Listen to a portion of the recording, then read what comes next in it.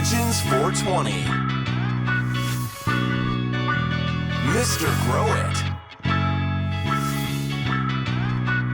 And Rob from Cannabis Lifestyle TV. From the Stash Podcast. From the Stash Podcast, it's your boy Rob from CLtv, Pigeons, and Mr. Grow It. Oh, and also a special guest. Welcome to the GrowTent. Welcome to the podcast. Hey, what's up? Hey, what's up? Great to have you, man.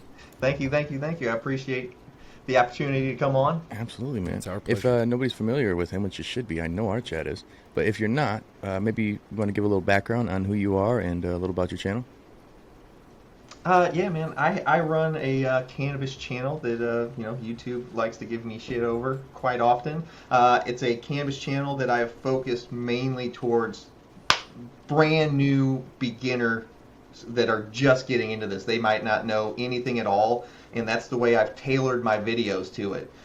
Whenever I came into this, I noticed that different channels, they talked like everybody already knew what the vernacular was or anything like that. And I used to sit down to do all my studying, and by the end of 2 or 3 hours, I was more confused than whenever I started. I was like, well, I'm gonna take a channel and I'm gonna bring it all the way down to one, and start off every video like it's somebody's very first time ever watching a video on it. And I kind of design my channel and my videos like that. And I have a much more like hands-off approach when it comes to doing this. People, they come into my email and stuff, and they're all so wound up and nervous and scared to mess with the plants or to do whatever. And I just try and take all that out of there and let them calm down, relax, and focus. Kind of like the little mantra of the channel. So.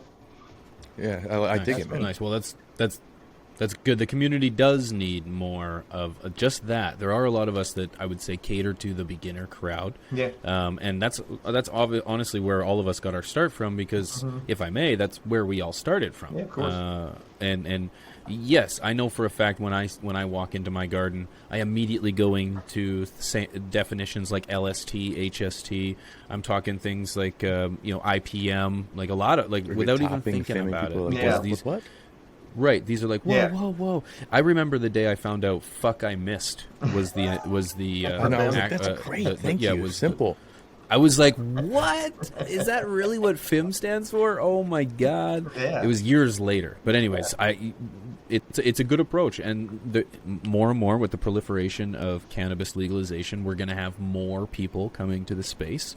And we need people that are going to welcome them to the GrowTent. So, yeah. Well, the big thing, in my Thanks, opinion, man. That was kind of the exact where the name came from. I was just kind of like welcoming everybody into my space and trying to show them that this didn't have to be a high stress thing. Gardening is supposed to be relaxing.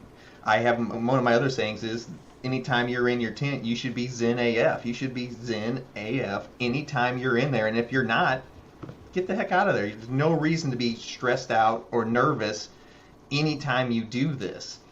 People, they're nervous about transplanting, they're nervous about feeding, they're nervous about watering. I'll run a drywall screw through my main stalks if I break them whenever I'm transplanting. I'm like, look, you don't have to be gentle with these things. You can see me take razor knives and run them through the roots. Because I had a question like, well, you're supposed to be being delicate with the roots while you're transplanting. I'm like, watch this. And I'll slice the roots up. I'm like, you see that? It's not going to matter. It'll be okay. Trust me. Just don't, just leave it the heck alone most of the time, and you'll be just fine. Yeah, people overthink stuff. definitely extreme, It is but a I little get the point. I get the That's point. kind of, I'm going over But the I get top. the point. But Yeah, I I'm get going the over point. the top I to get the point. show them. Yeah. Yep. I'm Point just proven. going over Point. the top to show them that, like, oh no, you snapped a branch. Who cares? Yeah. Tape it back up. Yeah. And move on. Yeah. And a big thing for don't me, stress about this stuff. I think, like, if you're an advanced grower, and I'd have to say for anybody who's been growing longer than 5 years, you're getting there. If you got maybe 10 to 20 harvests under your belt, you're close. Yeah.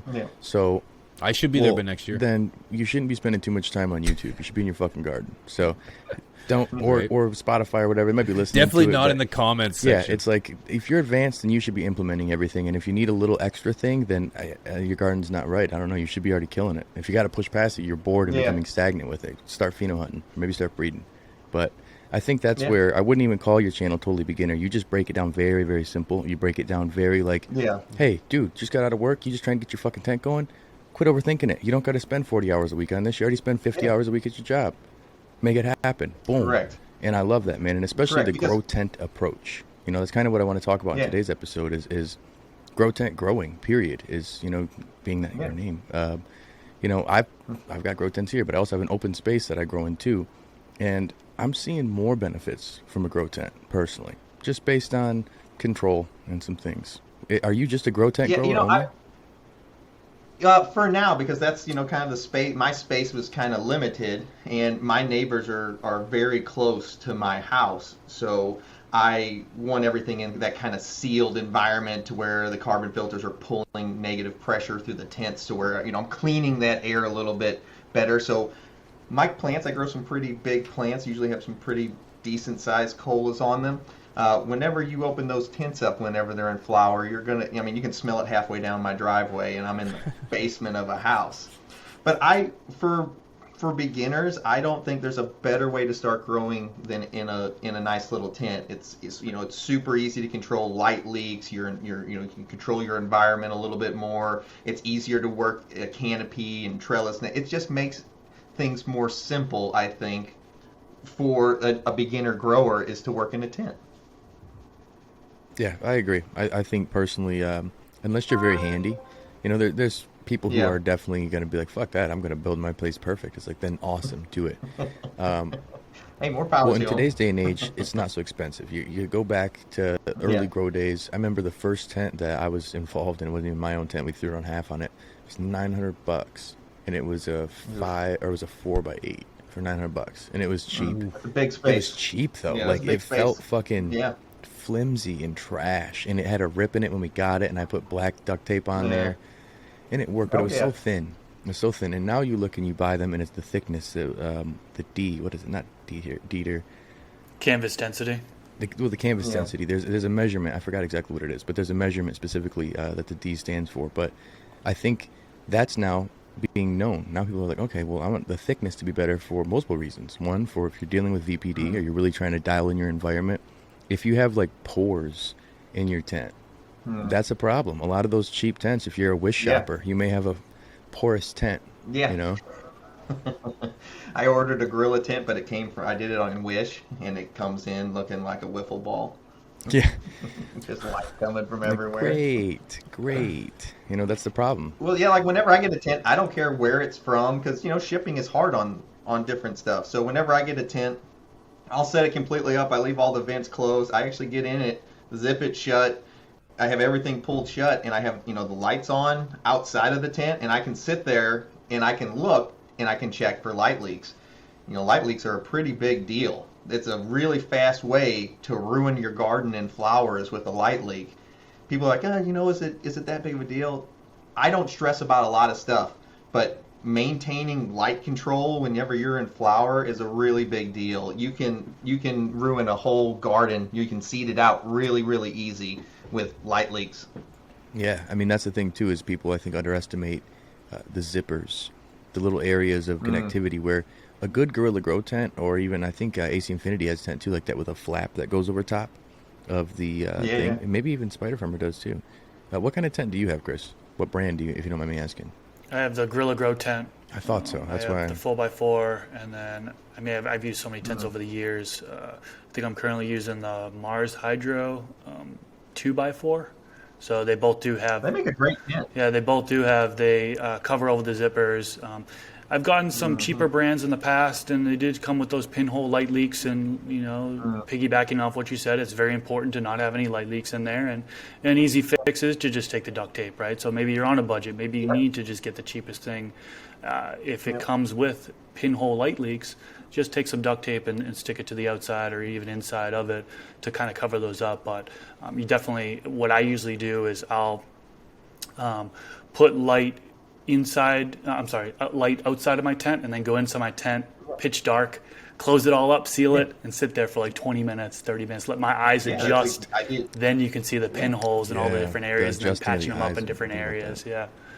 Yeah, I do that exact same thing, and I do it again once I put the equipment in there, because you don't know if you're adding a fan or something else in there, if it's got some kind of light on it also. So after my equipment is in, I actually go in once everything's powered up to see if there's any other lights I need to cover off of the equipment. So I do it both times. You know, I find that a little bit of prep work goes a long way, you know, because this isn't like it's a short process what we're doing. You know, you waste an entire garden. You could have just wasted 4 or 5 months of your life while you were trying to get this done.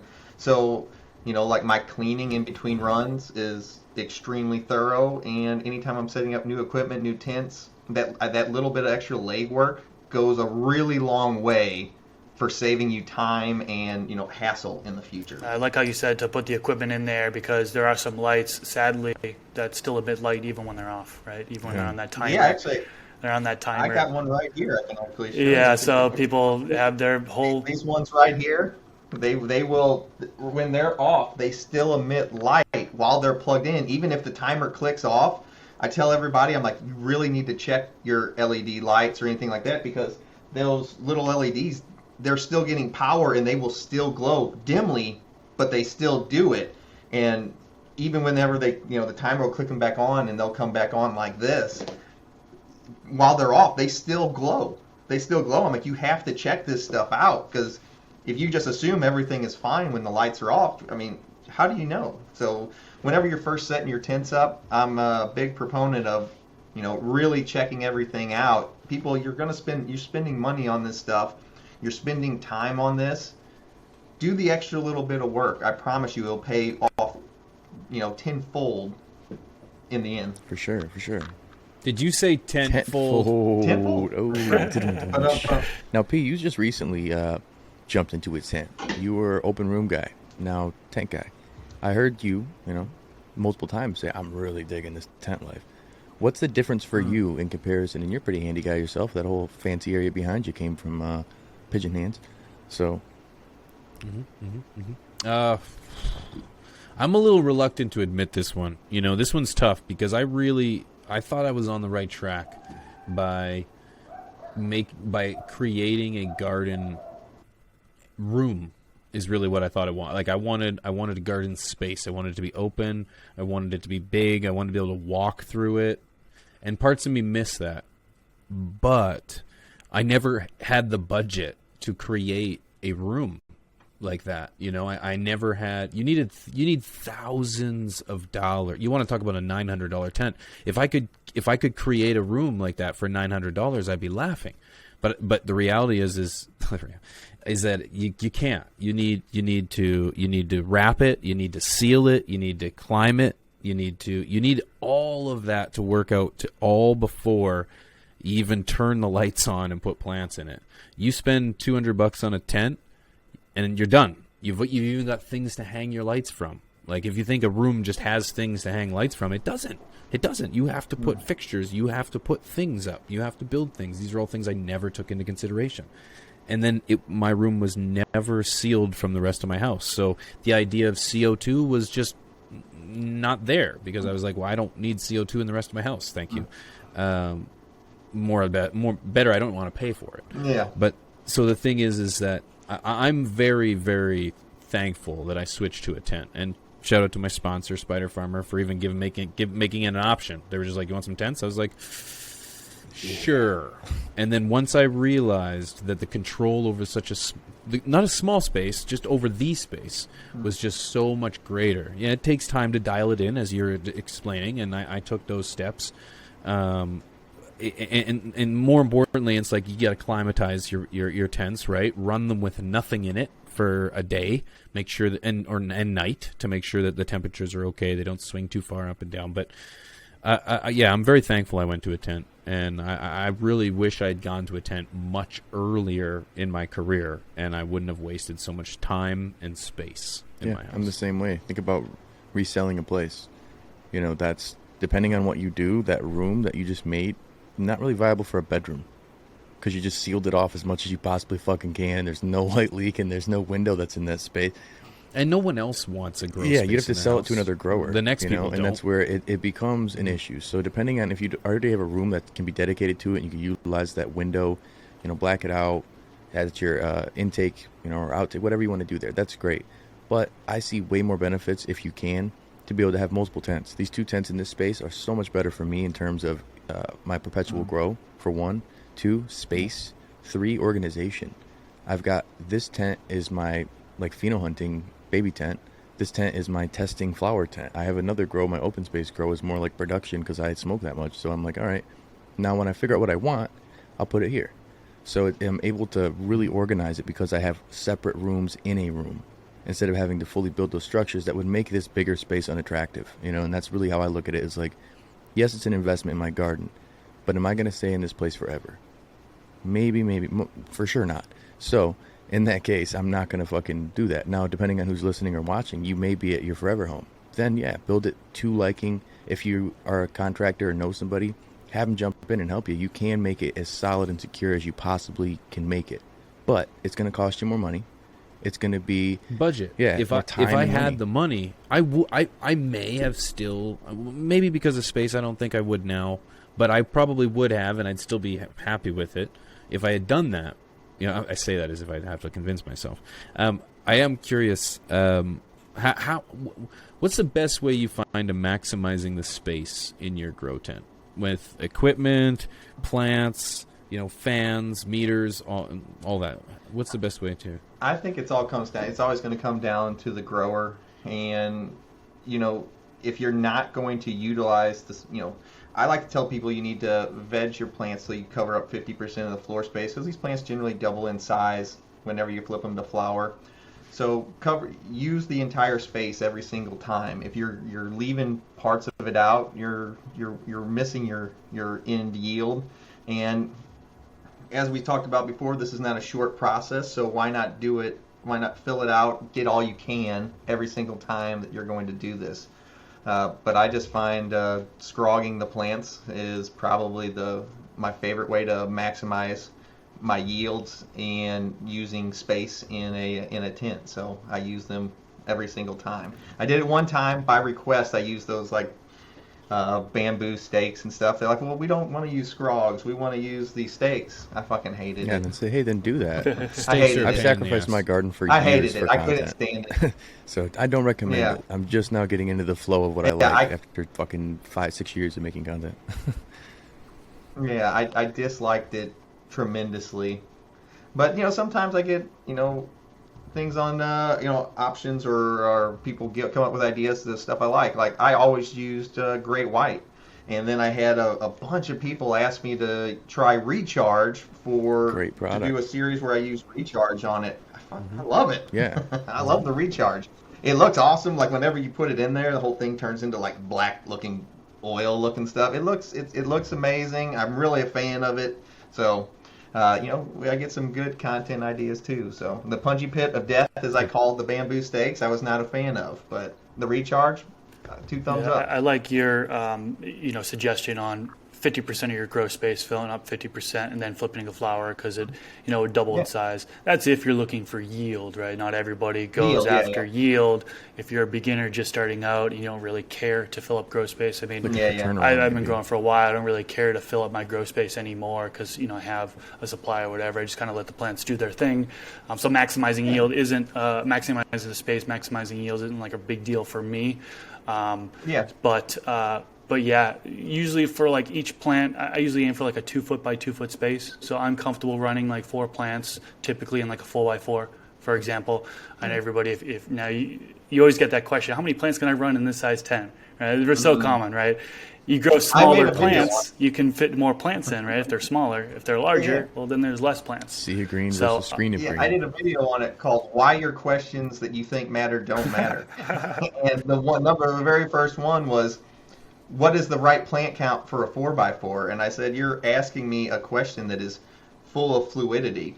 How many plants you run versus your veg time. It is a constant influx motion, and how good you are as a grower is also thrown in there. So if you run 6 plants in a 2x4, your veg time is going to be short. At the same time, if you run 2 plants in a 2x4, your plant count's going to go down and your workload's going to go down, but your veg time is going to go up because of it. I go, it's not a black and white answer. I go, you're asking me very gray, you ask black and white questions in a very gray world that we live in. So they are constantly in flux. And how good you are as a grower also really gets thrown into the mix too. If you're going to constantly stunt the plants and harm them, they're not going to grow fast. So all these timelines, everybody wants a timeline about everything. All these timelines that you want, they get thrown right out the window as soon as you start hurting them. So if you've stunted them, you've slowed their growth down, whatever timeline that you wanted to be on, it doesn't exist anymore. So it throws it right out the window. Yeah, I think that's the big thing too, is it even like the cultivar you're growing. I've got this GMO that like tripled in fucking size. I've had to bend it late, mid-flower. Pissed off how big it is, honestly, in comparison to the other ones. Like I have no canopy because of it, because it's so big and this is so small. And these were like rescue plants. And my buddy was like, dude, I don't want them. I was like, I'll take them. I'm low on my clones right now. I've got seedlings, so let's run it. Well, now I'm not happy because I thought I had my normal approach that I'm like, veg them X amount of time, flip them, they'll be good. Nope, not happening at all. I've got these big freak Amazonian women, and I've got a couple little short, squatty low Roseannes in there, and I'm like, what is going on? Why can't I just have the even side? And that's where you can't. It's such a full question when people ask these things, when it's like, well, I've got a 4x4 tent. What's the best light to use? Well, I like the light that I use. I don't know. You may like this light. You may like this light. Like you can do a CMH. You could do. What's your electricity like there? Do you have limited on your cost or your BTUs in there for your AC? Might be killing it for your wattage on your lights. So there's so many variables. I hate those kind of questions because I don't know exactly what to say other than like, well, what I do. That's what I constantly, in almost every video for CLtv, I always make sure I'll throw out the general, but make sure I'm emphasizing what I do. And that's all I'm teaching. I'm no expert on everyone's garden. I'm an expert on my garden. Not a master grower from my garden. That's it. Like, period. If people want to follow how I do it, cool. Then I'm your fucking guru. Otherwise, I am just a guy who grows on my own. That's how it goes. And I think people get tripped up with the tents because it's so like, oh, well, there should be a general answer. It's a box. It's an all. You have the same one.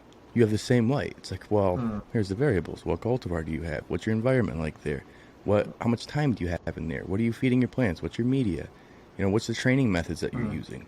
So many variables come into play. There's a guy in the 420 Growers Club who does all sea green always, and he asked me questions about scrog stuff, and I'm like, this is just a trellis, dog.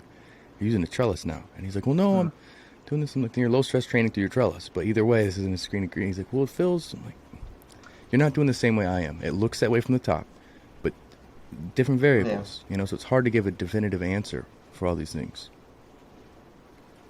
Yeah, that's where you're asking black and white questions in a very gray world that we live in. That's why I came up. Half of my videos come from the questions that I get in my thing, and I always tell people, I'm like, because I do a ton of consults every single week. I probably do 20 to 30 phone consultations with people a week, and I always start off and tell them, I go, I'm going to answer every single question that you give to me. But I'm going to tell you, all the questions that you have written down in preparation for this, almost none of them matter because they're not nearly as important as you think they are. But I will answer them, and then I'm going to tell you, the easier way and just a way that you can get to a finish. Because a lot of people that try this, they fail at it. And they get upset whenever they fail at it. They wasted a bunch of money. They wasted their time. And then they quit, and you find all the equipment on Craigslist. And I just like to show everybody that everyone can do this. It's not nearly as much black magic or whatever it is, surrounding it. It is a house plant. Treat it. I always tell people, treat it like and it's in veg. Go treat it like it's a fern in your kitchen. How often do you mess with it? You don't. It sits there. You're like, oh, it's looking droopy. I better give it some water. I go, I promise you'll have better results if you garden that way. Well, you won't maximize what it is, but you will have better results than if you're on top of it every single day, constantly messing with it. Yeah, and that's where I tell them just leave them alone. Well, it's an extreme. I get where you're the referencing of, and I like it, but that's kind of what it takes sometimes, is to really slap you in the face with it. It's like, listen, man, fucking leave it alone. And that's the problem is people overdo it, and you really got to keep it simple. And that's why I see the comments here and there about like, oh, where's the advanced grow techniques? It's like, dog, if you need more techniques, then you need a different plant. You need the cultivar you have is wrong, or you skipped all the basics in Chris's book, man. Because these are the essential key things you should know, and your plant should already be good. And if you need past that, I'm telling you, it's cultivar specific. I don't see a reason. Advanced conversation should be for just talking and wanting to be more involved in the botany side of things, and that's cool. But implementing a lot of these things aren't necessary. When you get into the organic side of stuff, it sounds confusing. A lot of the words are confusing, but once you know what they do and how it works, you're like, oh, throw it in a mix, let it go, and it becomes a simple process. Now you're just watering, and now you're just like, all of the shit that seemed so complicated and seemed like black magic is really not that, but it's just everything's intimidating before you know the basics. You got to know the basics, and if you don't start there, you dive in deep. Yeah, it's gonna be a lot, and you might quit, and you're gonna see on Facebook Marketplace or fucking Craigslist with all that shit for cheap. Bunch of HPSs usually. Yeah, I bought lots of grow lights off of Craigslist. Yeah, I got a few too. I got the HPSs on Craigslist initially. I got a parabolic hood, a big weird octagon. Like I was like, okay, this is weird, but dude sold it for dirt. Still have it, just for looks. Don't you? Yeah. Yeah, I see. I was gonna say, I think I commented on it the last time I seen it in a video. Yeah, or on a clip. Yeah, I like it. No, but, cool, man. So I do know, like, I know you're on YouTube. You're also on Twitch, right? Mm-hmm. What's your handle? Go ahead. GrowTent Gaming. I stream every Friday and Sunday, starting at 9 p.m. Eastern time. Yeah, that's right when I get the kids to sleep. Yeah, man. Fantastic. Awesome, man. And then I got an Instagram. You can find it's the same name, Welcome to the GrowTent. There's just an underscore in between each of the words. And I kind of hang out on Instagram during the week, and then I hang out on YouTube or Twitch on the weekends. So I'm always somewhere, but my schedule is pretty hectic. I have a regular full-time job. I haven't got to move to doing this full-time, which I would love to do. But right now, it's about 120-ish hours, between 110 and 120 hours a week I work between my regular full-time job, doing the consults, running the Patreon, any of the content, shooting the videos, editing, taking care of the garden. Sorry, what's your Patreon? It doesn't have like a regular name. You can find it linked in all my video descriptions. Yeah, so make sure you go. We'll put your video. You'll also we'll put everything in the description. So if anyone's looking for you, if you have anything you want to reach out to anyone, we will make sure that it's in the descriptions below. If you have any questions when it comes to growing in the tent, whether it comes to Welcome to the GrowTent, any questions at all, we'd love to hear from you in the comment section below. And if you enjoy these and you want to see more of these, we want to hear. And if you'd like to see, if you want to see another, and thank you. If you want to see another discussion with Welcome to the GrowTent, me and him knocked out a banger. Oh yeah, banger on my that was a good one. On my podcast. Very good. Right, 132,000 views it's got right now. So killing it. It's blown up. Yeah, it's already made it to your front page after only 4 months. Yeah, it's titled "The Best Advice for Beginners Gardening Indoors." It's a Garden Talk episode number 5 on my podcast. So a lot of people like that one. We really broke it down for beginners, the basics, so on and so forth. So highly recommend for those that want to watch more of him to check out that episode. It was a really good one. Have you guys noticed that as YouTube started to kind of back off your channels, because for a while there between like December and March, I was getting hammered with stuff all the time. My views and my subscribers that I was like kind of daily went way down, and now it's kind of like leveled off. Like they left me alone out of the algorithm for a month or two. Or is it you guys still I get a strike. I don't know. I get a flag for 18 and up every night the past like month. I wake up in the morning and every a video that's like plant doesn't even say anything about the C word. Sue just doesn't like us. I don't know. And she finds us everywhere. If I'm in the video, we're gonna be age restricted. It's gonna happen. Yeah, she takes her turns. It's like I've been having issues since 2019, and it's been a mad struggle. Whether it's views, whether it's no notifications getting sent, whether it's lack of subscriber, like there's a million variables, but the bottom variable is our content, and it affects us all. And it's a reality of if you choose to become a creator within this space. It's an uphill battle, baby. Very, very battle. tough. It's not Yeah. easy. Very tough. Yeah, that's sorry, if I may, I want you to keep You're killing going, it, brother. dude. You're making You're killing it. I see you out great here. content. You will, mark my word, and you know this. You will get to a point where this will become your full-time 100%. job. Your hours will not decrease. I can assure you, and I speak They'll on behalf increase, of but all you'll three of love us every when I fucking say hour that. of it. But you will love every minute of it. Your content speaks for itself, man. You're a gem within the community. Keep it up. Don't get discouraged by anything, especially the comments or the algorithm. And just you were going to say something. Yeah, I don't remember anymore. I start hearing Just compliments. flustered. He's like, oh my I know, god. I'm the same way. Keep it coming. I'll take Keep it coming. muffins. Can I get some cupcakes too, please? Yeah, I remember. But Go ahead. Because they're so hard on this community. If anybody ever watches the video, I constantly push up other channels. I fully believe in supporting anybody that is willing to put this kind of content out into the world.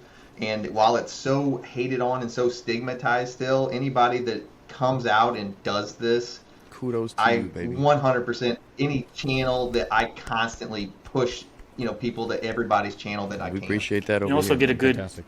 push from the community as well. Like you guys in the community, we would not be what we are without you. And one of the most important things I think that we all, we talk about liking, commenting, those are basic things you can do. But another thing that we don't really say often is sharing, right? Sharing this content with other areas, right? I know there are so many of you on Facebook groups.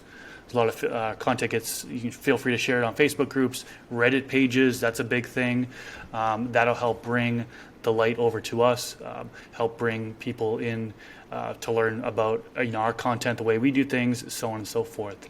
There are so many different micro communities of cannabis cultivation just around on different platforms and stuff like that. So sharing these videos on those platforms so people come here is huge, believe it or not. So appreciate everyone that does hit the like button, comments, and shares this because it's helping. It does. Well, with that being said, for From the Stash Podcast, it's your boy Rob from CLtv, Pigeons, and Mr. Grow. Oh, and also, welcome to GrowTent. We'll see y'all next time. Thank you, brother. Peace. Cheers.